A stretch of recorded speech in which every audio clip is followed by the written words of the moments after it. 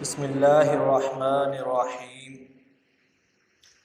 قال اللہ تبارک و تعالی فی القرآن المجید والفرقان الحمید وَلَقَدْ نَصَرَكُمُ اللَّهُ بِبَدْرٍ وَأَنْتُمْ أَذِلَّةٌ فَاتَّقُوا اللَّهَ لَعَلَّكُمْ تَشْكُرُونَ صدق اللہ العظیم۔ سامعین دی وقار، ماہ رمضان المبارک ہے۔ دو اہم واقعات جن کا تعلق 17 رمضان المبارک سے ہے، ایک حضرت ام المومنین حضرت عائشہ صدیقہ رضی اللہ تعالی عنہا کا یوم وصال، اور دوسرا غزوہ بدر۔ میں ام المومنین حضرت عائشہ صدیقہ رضی اللہ تعالی عنہا کی بارگاہ میں صرف 2 روایات سے حاضری لگوا کر غزوہ بدر کی طرف آتا ہوں۔ آقا کریم علیہ الصلوۃ والتسلیم اپنے حجرہ مبارک میں تشریف فرما ہے۔ ام المؤمنین چرخہ کاٹ رہی ہیں۔ ام المؤمنین چرخہ کاٹ رہی ہیں، حضور سامنے تشریف فرما ہے اور کوئی کام کر رہے ہیں۔ گھر کے کام کرنا، گھر والوں کے ساتھ ہاتھ بٹانا آقا کریم علیہ الصلوۃ والتسلیم کی سنت ہے۔ ہمارے دور کی بدقسمتی ہے کہ اگر کوئی مرد یہ کام کر رہا ہو تو اسے بھی طعنہ دیتے ہیں اور حضور کی سنت کا مذاق بھی بنا دیتے ہیں۔ کیا کیا لفظ بولے جاتے ہیں، یہ سنت ہے آقا کریم کی۔ تو حضور کوئی اور کام کر رہے ہیں، ام المومنین چرخہ کاٹ رہی ہیں۔ ام المومنین نے اچانک نظر اٹھائی، آقا کریم علیہ الصلوۃ والتسلیم کی پیشانی اقدس پر نظر گئی تو دیکھا کہ پسینے کی چھوٹی چھوٹی بوندیں موتی کے قطروں کی مانند آقا کریم علیہ الصلوۃ والتسلیم کی پیشانی اقدس پہ نمودار ہیں۔ چھوٹے چھوٹے پسینے کے قطرے آئے ہوئے ہیں۔ وہ اتنا خوبصورت منظر تھا کہ ام المومنین آقا کریم علیہ الصلوۃ والتسلیم کی پیشانی اقدس کو دیکھتی رہ گئیں۔ اب جب توجہ اور نظر اس طرف محو ہوئی تو چرخہ کاٹنے کی رفتار کم ہو گئی اور آہستہ آہستہ وہ رفتار ختم ہو گئی، چرخہ کاٹنا رک گئی۔ آپ آقا کریم علیہ الصلوۃ والتسلیم نے دیکھا کہ چرخے کی آواز بند ہو گئی تو حضور نے پوچھا، ما لک یا عائشہ، عائشہ کیا ہوا ہے؟ تو ام المومنین حضرت عائشہ صدیقہ رضی اللہ تعالیٰ عنہا نے عرض کیا، یا رسول اللہ، اگر آج ابو کبیر حضلی ایک بہت بڑا شاعر تھا عرب کا، جس نے بے پناہ غزلیں لکھی اور بڑی خوبصورت غزلیں لکھی، تو ام المومنین عرض کرتی ہیں، یا رسول اللہ، اگر آج وہ زندہ ہوتا تو اس نے جو اپنے محبوب کے چہرے کا تصور باندھ کے، ایک خیالی تصور باندھ کے جو اشعار لکھی ہیں، اگر وہ آج آپ کو دیکھ لیتا تو وہ یہ کہتا کہ آپ اسی کی غزل کے مصداق ہیں۔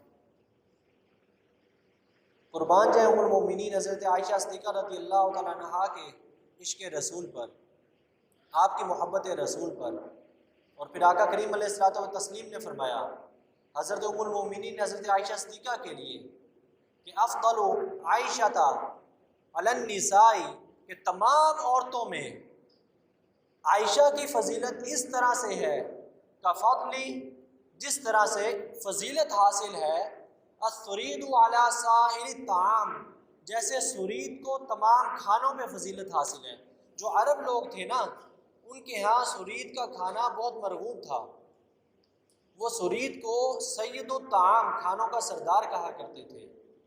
تو حضور نے فرمایا جیسے عائشہ ہے، عائشہ کی فضیلت تمام عورتوں پر اس طرح سے ہے جیسے سرید کی فضیلت تمام کھانوں پر ہے۔ تو ہمارے دور کی بدقسمتی ہے کہ آپ نے سنا ہوگا بہت سارے لوگ ام المومنین کے بارے میں کیا کیا بولتے ہیں۔ ایک طرف ام المومنین کا عشق رسول اور دوسری طرف آقا کریم علیہ السلام کی حضرت ام المومنین سے محبت۔ اللہ تبارک و تعالی ہمیں ان کے فیوزات سے کچھ حاصل کرنے کی توفیق عطا فرمائے، ان کے فیض کے کچھ قطرے عطا فرمائے۔ میں اپنے دوسرے موضوع کی طرف آتا ہوں، غزوہ بدر کی طرف۔ مکہ مکرمہ سے مدینہ منورہ کی طرف آقا کریم علیہ الصلوۃ والتسلیم نے ہجرت فرمائی۔ ہجرت کرنے کے 17 مہینے بعد قبلے کی تبدیلی کا حکم نازل ہوا۔ پہلے قبلہ بیت المقدس تھا نا، بعد میں قبلہ خانہ کعبہ بنا۔ تو ہجرت کے 17 مہینے کے بعد یہ حکم نازل ہوا کہ قبلہ تبدیل کر لیں، قبلہ کعبہ بن گیا۔ اور اس کے 2 مہینے کے بعد غزوہ بدر ہوا، یعنی کہ یوں کہہ لیں کہ ہجرت کے 19 مہینے کے بعد غزوہ بدر کا واقعہ پیش آیا رمضان المبارک میں۔ اب رمضان المبارک کا مہینہ ہو، صحابہ کرام ہو، تو کیا تصور کر سکتے ہیں صحابہ میں سے کسی نے روزہ چھوڑا ہوا ہوگا؟ روزے رکھے ہوں۔ ابھی ہجرت کی ہے، 1.5 سال گزرا ہے، ابھی ترقی حاصل نہیں کی۔ کئی دن ایسے آتے ہیں جو پیٹ پر پتھر باندھ کے گزارتے ہیں، بھوکے رہتے ہیں۔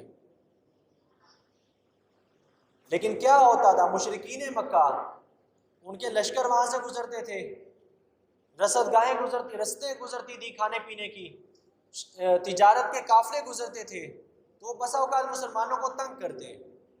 تو حضور نے کچھ عرصہ پہلے مسلمانوں کو حکم دیا کہ ان کے قافلوں کی ناکہ بندی کی جائے تاکہ یہ مسلمانوں کو تنگ نہ کر سکیں۔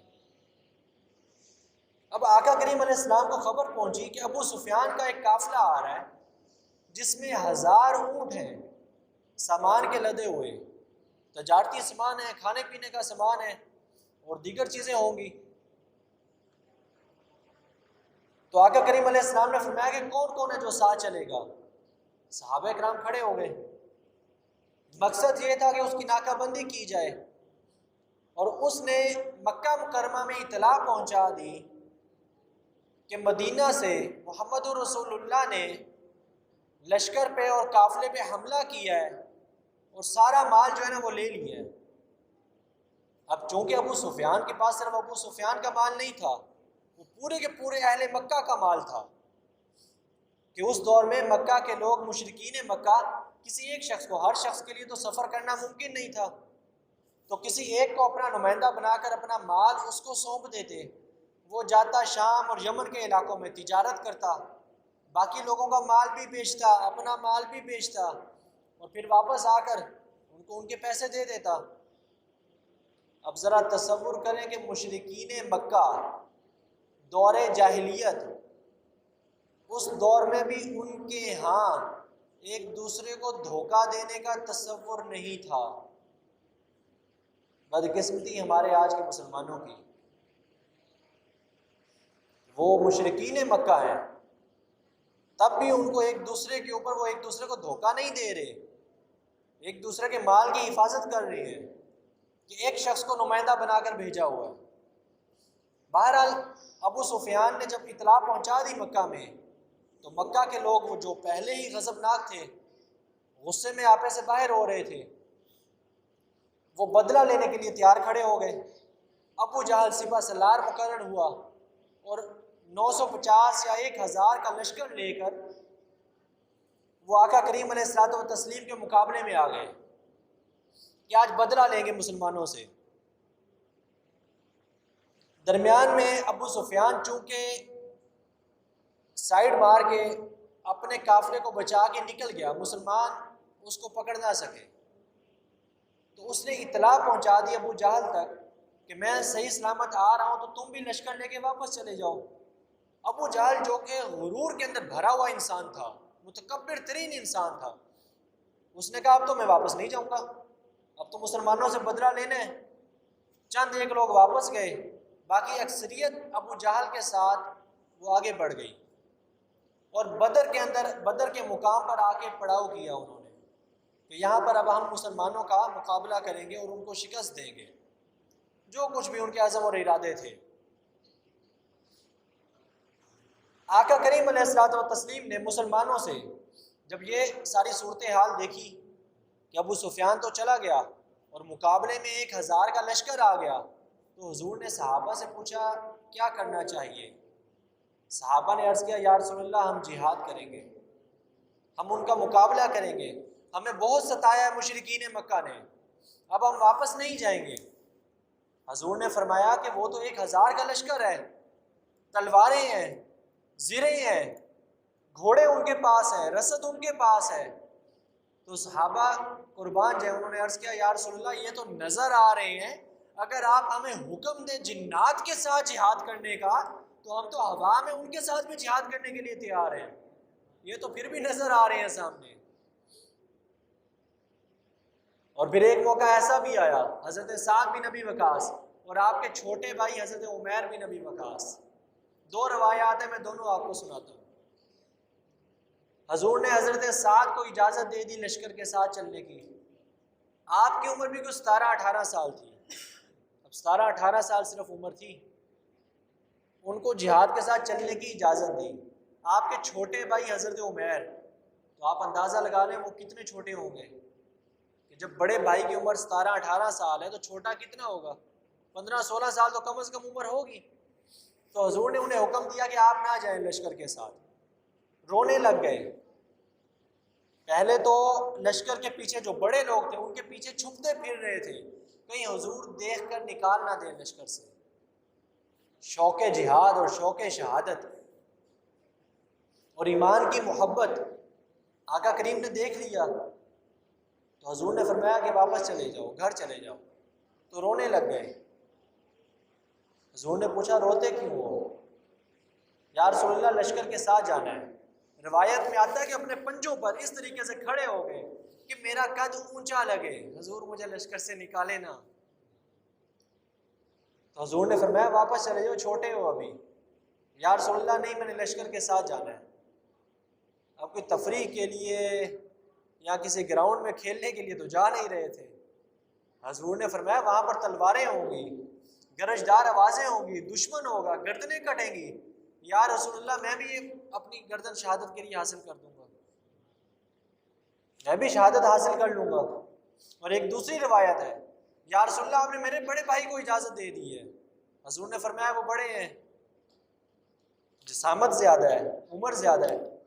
تو اب آگے حضور کو عرض کرنے لگے یا رسول اللہ وہ عمر میں میرے سے بڑا ہے، قد میں میرے سے بڑا، طاقت میں میرے سے بڑا نہیں ہے، یہ چھوٹا بھائی ہے، بڑے بھائی کے لیے کہہ رہا ہے۔ اب ذرا غور کیجئے گا، حضور نے پوچھا کہ کیسے؟ یا رسول اللہ کشتی کروا لیں۔ حضور نے فرمایا کہ چلو کشتی کرو۔ اب بڑے بھائی کے قریب آئے اور ان کو کہنے لگے کہ تمہیں تو حضور نے اجازت دے دی ہے، تمہارا بیڑا تو پار ہے، لیکن مجھے بھائی سمجھتے ہوئے آج میرے سے شکست کھا لو کہ مجھے بھی اجازت مل جائے میدان جنگ میں جانے کی۔ تصور کریں یہ 16-17 سال کے بچے کی تربیت، 16 اور 17 سال کے بچے کا ایمان، اس کے ایمان کی مضبوطی، اس کے ایمان کے ساتھ محبت کہ روزہ رکھا ہوا ہے، رمضان کا مہینہ ہے، عرب کے تپتے ہوئے صحرا ہیں، پتھریلی زمین ہے، تو حال یہ ہے کہ کشتی لڑ کر رہے ہیں میدان جنگ میں جانے کے لیے، وہ بڑے بھائی کو کہہ رہے ہیں کہ شکست کھا لو تاکہ میرا بھی نمبر لگ جائے۔ حضور نے یہ بات سن لی تو آقا کریم علیہ السلام نے فرمایا کہ ہمیں کون ہرا سکتا ہے، ہمیں کون شکست دے سکتا ہے کہ جب ایمان کی مضبوطی اتنی ہوگی۔ مسلمانوں کا لشکر تیار ہوا، 312 افراد۔ حضرت عثمان غنی رضی اللہ تعالیٰ عنہ لشکر کے ساتھ نہیں گئے کہ آپ کی زوجہ آقا کریم علیہ الصلوۃ والتسلیم کی شہزادی، ان کی طبیعت ناساز تھی، تو حضور نے فرمایا کہ آپ لشکر کے ساتھ نہ جائیں۔ وہ ان کی تیمارداری کے لیے، عیادت کے لیے گھر رک گئے۔ ذرا تصور کریں کہ بیوی کی طبیعت خراب تھی، اگرچہ حضور کی شہزادی ہیں، حضرت عثمان غنی کی زوجہ ہیں، تو حضور نے اس کی تیمارداری کے لیے میدان جنگ میں جانے کے لیے، جہاد میں جانے کی اجازت نہیں دی۔ تو ہمارے ہاں ہم لوگ کیا سلوک کرتے ہیں؟ لیکن ان کا نام آقا کریم علیہ الصلوۃ والتسلیم نے اپنی رحمت سے اہل بدر کے ساتھ ہی شمار کیا، اسی لیے کہتے ہیں کہ 313 کا لشکر تھا بدر میں، تو 313 افراد وہ بدر میں گئے۔ اب سامنے 1000 کا لشکر، ادھر 313، وہ پہلے پہنچ چکے تھے، انہوں نے صحیح پکی زمین پر قبضہ کر لیا تھا، کنویں پر جو بدر کا کنواں تھا، پانی کا چشمہ تھا، وہاں پر قبضہ کر لیا. مسلمانوں کے لیے ریتلی زمین بچ گئی، مسلمانوں کے لشکر نے وہیں پر خیمے لگا لیے. اللہ تبارک و تعالیٰ نے رات کو بارش نازل فرمائی، وہ ریت پکی ہو گئی، ان کے ہاں کیچڑ ہو گیا. اللہ کی مدد و نصرت تھی نا، جو بھی میں نے آیت پڑھی. اللہ تبارک و تعالیٰ نے فرمایا وَلَقَدْ نَصَرَكُمُ اللَّهُ بِبَدْرٍ، اللہ تبارک و تعالیٰ نے بدر میں تمہیں مدد عطا کی، نصرت عطا کی. وَأَذِلَّ، جب تم کمزور تھے. تو قرآن کی آیت اور اہل بدر اور غزوہ بدر ہمیں بتاتا ہے کہ اگر انسان کمزور ہو، ایمان مضبوط ہو، تو تب بھی ایمان کے اعمال پر عمل کرنے کے لیے اللہ تبارک و تعالیٰ کی مدد و نصرت اترا کرتی ہے. ذاتی دنیا کے مادی جو اسباب ہیں وہ ہمیشہ سامنے نہیں آتے، وہ مفید ثابت نہیں ہوتے. وہ چیز کامیاب ہوتی ہے جہاں پر اللہ تبارک و تعالیٰ کی مدد و نصرت شامل ہو. تو اللہ تبارک و تعالیٰ نے مدد فرمائی، غزوہ شروع ہوا، جنگ شروع ہوئی.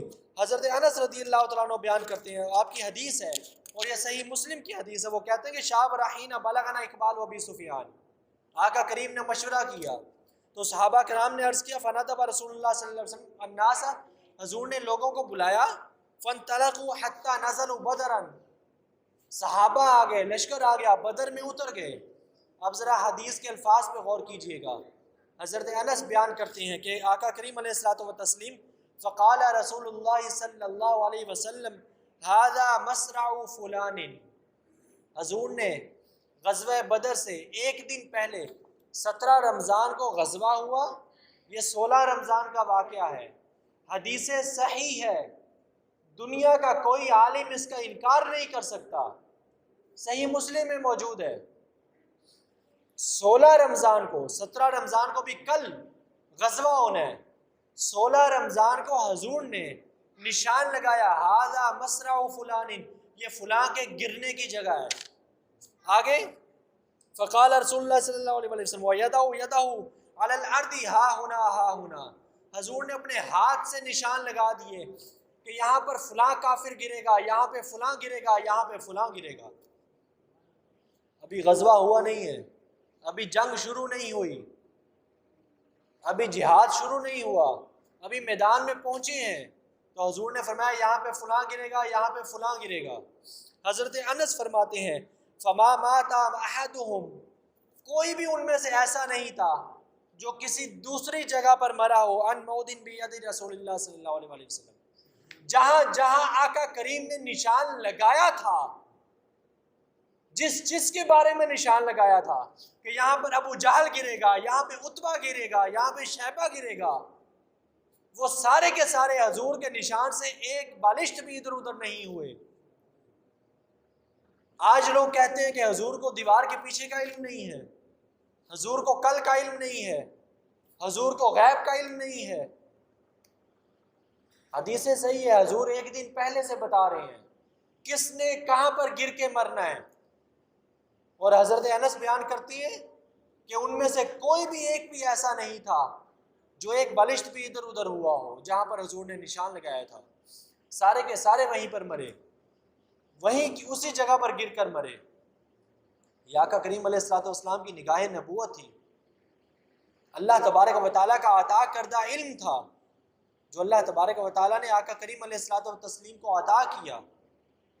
جو اللہ تبارک و تعالیٰ نے آقا کریم علیہ الصلوۃ والسلام کو معجزات عطا کیے، انہی معجزات میں سے یہ معجزہ ہے کہ حضور آنے والے دور کو دیکھتے ہیں، حضور آنے والے زمانے کو دیکھتے ہیں، حضور آنے والے وقت کو جانتے ہیں، حضور آنے والے واقعات کو جانتے ہیں. تبھی تو ایک دن پہلے بیان کر رہے ہیں کہ یہاں پر کون گرے گا اور یہاں پر کون گرے گا. اور پھر آپ غزوہ بدر کے ذرا معاملات کو دیکھیں، ابو جہل کے واقعہ کو دیکھیں کہ جب اس کو قتل کیا گیا، 2 چھوٹے چھوٹے بچے، روایات میں آتا ہے 14-15 سال 16 سال یہ عمر تھی، یا حد درجہ 17 سال عمر تھی. تو ایک صحابی سے پوچھنے لگے کہ چچا ابو جہل کہاں ہیں؟ تو انہیں دیکھ کر کہا کہ چھوٹے چھوٹے بچے اور وہ ایک جنگجو انسان، تو انہیں دیکھ کر کہنے لگے کہ تم ابو جہل کا کیا کرو گے؟ تو انہوں نے جب دیکھا کہ صحابی ہے، بڑے ہیں، لیکن وہ یہ سمجھ کے کہہ رہے کہ تم ابو جہل کا مقابلہ کیسے کر سکتے ہو، تو کہنے لگے کہ ہم اپنی گردن کٹوائیں گے، شہید ہونا چاہتے ہیں۔ تو انہوں نے اشارہ کر کے کہا وہ گھوڑے پہ سوار ہے ابو جہل، تو وہ دونوں اس کی طرف لپکے، تو وہ مغرور اور متکبر انسان، وہ دو چھوٹے بچوں نے اس کو تلواریں مار مار کے اور آزار مار مار کے اس کو قتل کر دیا۔ یہ اس وقت کے مسلمانوں کا اور مسلمانوں کے بچوں کا ایمان تھا۔ آپ ذرا غور کریں آج ہمارا ایمان اور آج ہمارے اعمال اور آج ہمارا کردار کیا ہے۔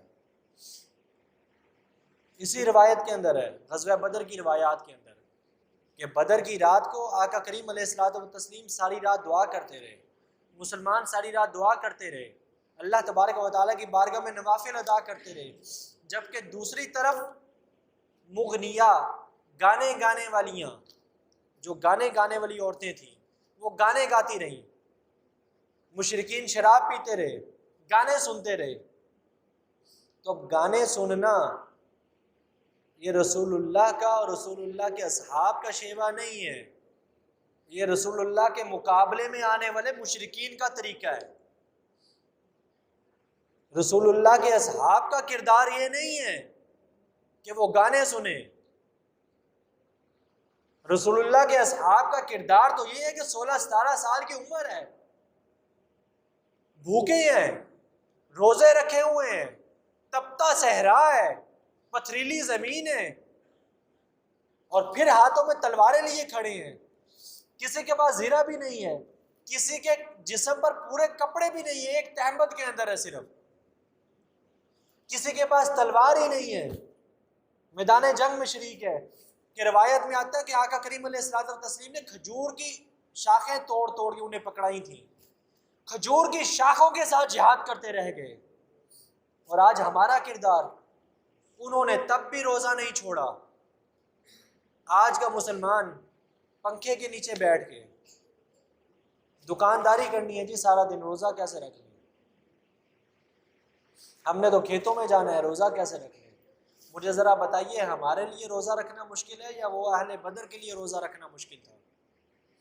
کس کے لیے روزہ رکھنا مشکل ہے؟ ہمارے پاس تو سحری موجود ہے، افطاری میں قسم قسم کے کھانے کھاتے ہیں، سحری میں پیٹ بھر کے پانی پی لیتے ہیں، وہ تو پیڑ پہ پتھر باندھے کھڑے ہیں،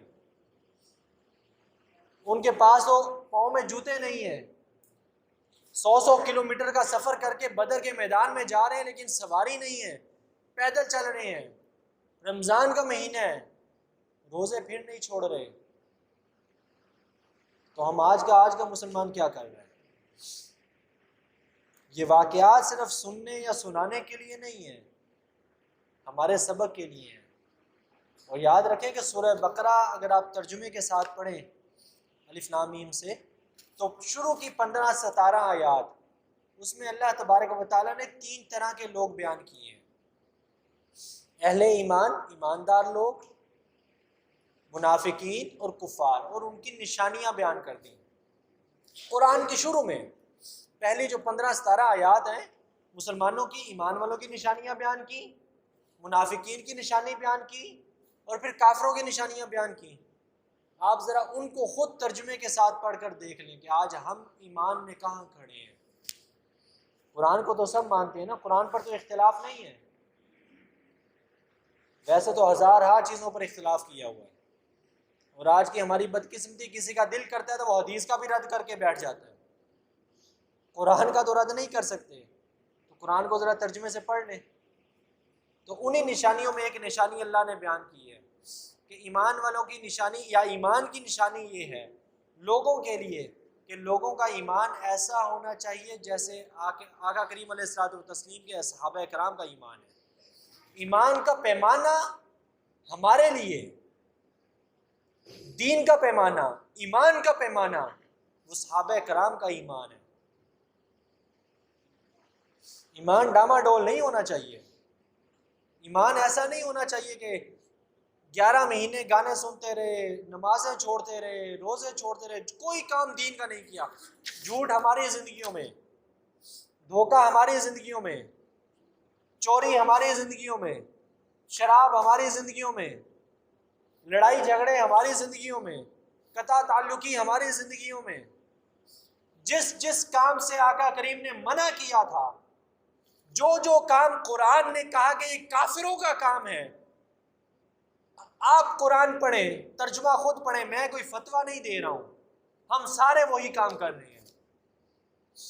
قرآن کہتا ہے کہ جھوٹ بولنا منافقوں کی نشانی ہے۔ آج ہم میں سے کتنے ہیں کہ جو جھوٹ سے ڈرتے ہیں، بلکہ جھوٹ بولنے والا تو بڑا ماہر انسان ہوتا ہے، بڑا چکر باز انسان ہوتا ہے۔ آپ ذرا تصور کریں نا اپنی زندگیوں پر، اگر ہم اپنا محاسبہ کریں اہل بدر کو سامنے رکھ کے، کہ اہل بدر کا کردار، حضور کے صحابہ کا کردار اور ہمارا کردار۔ میں آخری چیز عرض کرتا ہوں، ختم کرتا ہوں۔ آقا کریم علیہ السلام نے جو بدر میں خطبہ دیا تھا، غزوہ بدر میں حضور نے خطبہ ارشاد فرمایا، تو حضور نے 6-7 چیزیں ارشاد فرمائی، اہم نقطے۔ پہلا نقطہ حضور نے بیان کیا تھا کہ ہر حال میں اللہ کی اطاعت کرنا، ہر حال میں اللہ کی اطاعت کرنا۔ ہم بہانہ تلاش کرتے ہیں اللہ سے دور بھاگنے کا۔ کرکٹ میچ لگا ہو نا ٹی وی پر، تو ہمارے لیے عشاء کی نماز کی کوئی اوقات نہیں ہے، اللہ اکبر کی صدا آ رہی ہو تو کوئی حیثیت نہیں ہوتی۔ آپ کو میری بات سخت لگ رہی ہوگی، لیکن حقیقت یہی ہے۔ ابھی چاند رات آئے گی، شیطان آزاد ہوگا، ادھر سے مسلمان آزاد ہو جائیں گے۔ یہ ہمارا کردار ہے۔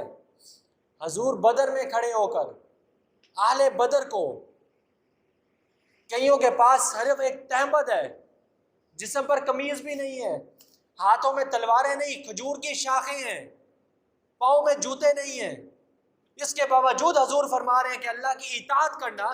عرض کر سکتے تھے یا رسول اللہ اس سے بڑھ کے اللہ کی اطاعت اور کیا ہوگی؟ تو حضور انہیں کہہ رہے ہیں کہ اللہ کی اطاعت کرنا۔ ہم کیا کر رہے ہیں آج کے دور میں؟ ہم رمضانی مسلمان ہیں بس، اور رمضان میں بھی پہلے 10 دن یا پہلے 6 دن تراویحاں 20 پڑھی، اس کے بعد 8 شروع، اور آخری عشرے میں تو بالکل آزاد، وہ عید کی شاپنگ شروع۔ یہ اسلام کا شیوا نہیں ہے۔ رمضان المبارک میں بیٹھے ہیں، اہل بدر کا قصہ سن رہے ہیں، تو اپنا محاسبہ کریں اور اپنی زندگیاں بدلنے کی کوشش کرنی چاہیے ہمیں۔ دوسری نصیحت حضور نے فرمائی تھی کہ ہر حالت میں صبر کا دامن نہ چھوڑنا۔ ہم صبر کا دامن فوراً چھوڑ دیتے ہیں، چھوٹی سی پریشانی آتی ہے اللہ سے شکوہ کرنے بیٹھ جاتے ہیں کہ یار ہم بھی مصیبتیں کیوں آتی ہیں، ہم بھی پریشانی کیوں آتی ہے۔ تو ذرا آقا کریم علیہ السلام کی ذات کو، حضور کی زندگی کو، حضور کی سیرت کو ذرا اپنی نظروں میں لایا کریں نا، تصور کیا کریں ہماری پریشانیاں زیادہ ہیں یا حضور اور حضور کے صحابہ کی پریشانیاں زیادہ تھیں، کہ تپتی ریت پہ حضرت بلال کو لٹایا ہوا ہے، اور امیہ وہ کہہ رہا ہے کہ انکار کر دے اللہ کا، وہ پھر بھی احد احد پکار رہے ہیں، جسم جل جاتا ہے، گوشت بھننے کی بدبو آنے لگتی ہے، وہ پھر بھی کہتے ہیں احد احد۔ اور ہمیں صبح فجر کی نماز کے لیے اٹھا نہیں جاتا، عشاء کی نماز میں ہمیں تھکاوٹ ہوتی ہے، پورا سال 11 مہینے 5 نمازیں تو ہم سے بالکل ہی دور ہوتی ہیں، اسلام والا کردار ہماری ذات میں نظر نہیں آ رہا ہوتا۔ اگلی نصیحت آقا کریم نے فرمائی کہ مصیبت کے وقت بھی اللہ کی ناراضگی کا کوئی کام نہ کرنا۔ کوئی مصیبت پریشانی آ جائے نا تو اللہ کی ناراضگی والا کام نہیں کرنا۔ میں اختصار کے ساتھ جا رہا ہوں، ہم آج کل کیا کرتے ہیں؟ حضور کی نصیحت تھی اہل بدر کو غزوہ بدر میں اتنی مشکلات کے باوجود، لیکن ان کے مقابلے میں آج ہم کیا ہیں؟ مصیبت ہو یا خوشی ہو ہم اللہ کو بھول جاتے ہیں، ہم اللہ کی ناراضگی والے کام شروع کر دیتے ہیں۔ شادی بیاہ ہو تو نماز چھوڑ کے بیٹھ جاتی ہے، نماز کا تصور ہی نہیں ہوتا، مہندی ہو رہی ہے، ولیمہ ہو رہا ہے، نکاح کا پروگرام ہو رہا ہے، فلاں رسم ہے، فلاں رسم ہے، فلاں رسم ہے۔ شادی بیاہ کے موقع پر کتنے فیصد لوگ ہیں جو 5 وقت کی نماز پڑھتے ہیں؟ اور پھر ہم کہتے ہیں کہ یار بیٹی کی شادی کی تھی، بیٹے کی شادی کی تھی، پتہ نہیں لڑائی جھگڑے کیوں پڑ گئے. تو اللہ کی لعنت لے کے شادی کی تھی تو یہی کچھ تو ہونا تھا. کیا نماز چھوڑنا چھوٹا گناہ ہے؟ اللہ کی طرف سے صدا آ رہی تھی حی علی الفلاح، کامیابی کی طرف آ جاؤ. ہم نے کہا نہیں آنا، ہمیں کرکٹ میچ پیارا ہے، ٹی وی پہ لگی ہوئی فلم پیاری ہے، دوستوں یاروں کی محفل پیاری ہے، کاروبار پیارا ہے، شادی بیاہ پیارا ہے. اسی طرح کوئی پریشانی آ جائے ہم نماز چھوڑ کے بیٹھ جاتے ہیں. چھوٹی سی بیماری آ جائے، بخار آ جائے تو نماز چھوڑنے کا بہانہ پکا ہے. حضور نے فرمایا تھا کہ مصیبت کے وقت، اور یہ اہل بدر کو نصیحت کی ہے حضور نے، کہ مصیبت کے وقت بھی اللہ کی اطاعت نہیں چھوڑنی ہے. اگلی نصیحت کی حضور نے، ہر نیکی میں اللہ کی رضا کو شامل حال رکھنا. کوئی بھی نیکی کر رہے ہو نا، میدان جنگ ہے، تلوار اٹھا رہے ہو، نیت اللہ کو راضی کرنے کی ہو، نیت لوگوں کو دکھانا نہ ہو. ہماری نیکیاں لوگوں کو دکھانے کے لیے ہوتی ہیں. ہم رمضان المبارک میں قرآن پاک ختم کرتے ہیں، پڑھ لیتے ہیں اور پھر سب کو بتاتے پھرتے ہیں. اور آج کل تو یہ فوراً سٹیٹس لگا دیں گے، واٹس ایپ پہ، سوشل میڈیا پہ چڑھا دیں گے، لوگوں کو بتائیں گے. ایسے نہیں بتا سکیں کہ دوسرے سے پوچھ لیں کہ بھائی تم نے قرآن پاک ختم کر لیا ہے؟ میں نے الحمدللہ یہ ختم کر لیا. یار اللہ کے لیے ختم کیا تھا، کیا ضرورت ہے بتانے کی؟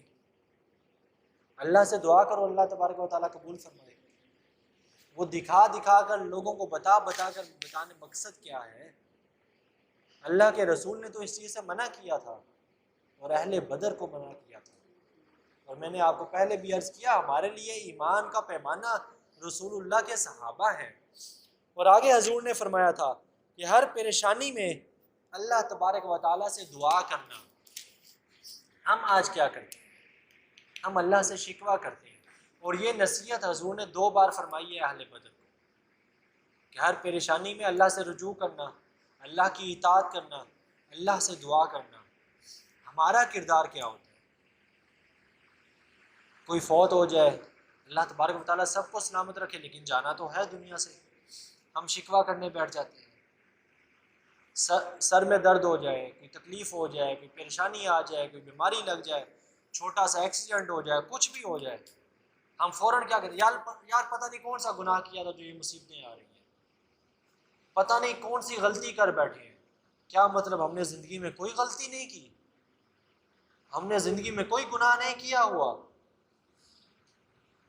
اہل بدر کا قصہ یا اہل بدر کا واقعہ بدر اور غزوہ بدر، وہ صرف ایک کہانی نہیں ہے، ہمارے لیے سبق ہے، ہمارا اصلاح نفس ہے.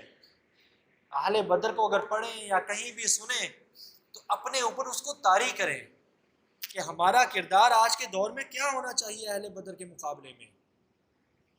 ان کا ایمان کیا تھا، ہمارا ایمان کیسا ہونا چاہیے؟ ان کا کردار کیا تھا، ہمارا کردار کیا ہونا چاہیے؟ تو دعا بھی کریں اللہ تبارک و تعالیٰ کی بارگاہ میں، اور کوشش بھی کریں کہ کم از کم اس رمضان المبارک کے صدقے ایک نیت تو آج اس جمعہ پہ ام المومنین حضرت عائشہ صدیقہ رضی اللہ تعالیٰ عنہا، ہماری ماں، تمام مومنین کی ماں، ان کے وصال کے موقع پر اور غزوہ بدر کے اس موقع پر، غزوہ بدر کا واقعہ اور ان کے بارے میں حدیث سننے کے بعد ایک عہد تو کر کے اٹھیں کہ رمضان ہو یا رمضان کے علاوہ کوئی موقع ہو، کم از کم 5 وقت کی نماز نہیں چھوڑیں گے.